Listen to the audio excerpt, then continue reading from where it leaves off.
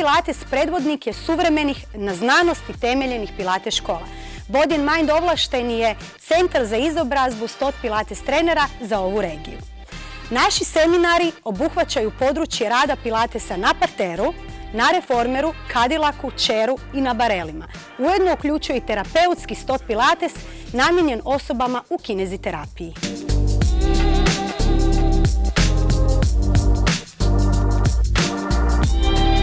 STOT Pilates certifikacijski seminari namijenjeni su specijalizaciji i stručnoj doedukaciji trenera u rekreaciji, kondicijskih trenera i trenera u kineziterapiji.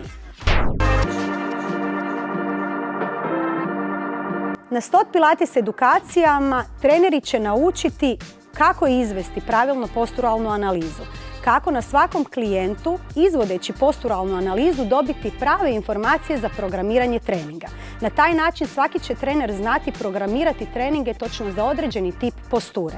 Ujedno naučit ćete jako velik broj vježbi, regresija i progresija kojima ćete moći odgovoriti na različite zahtjeve klijenata u različitom nivou kondicije.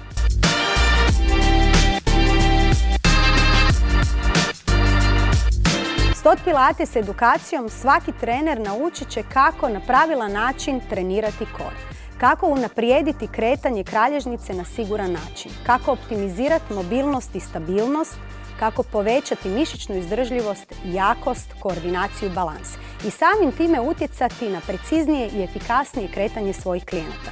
STOT Pilates na taj način namijenjen je trenerima u rekreaciji, u sportu i trenerima koji rade sa klijentima u kineziterapiji. Sve detalje o programima, cijene i datume održavanja edukacija potražite klikom dolje.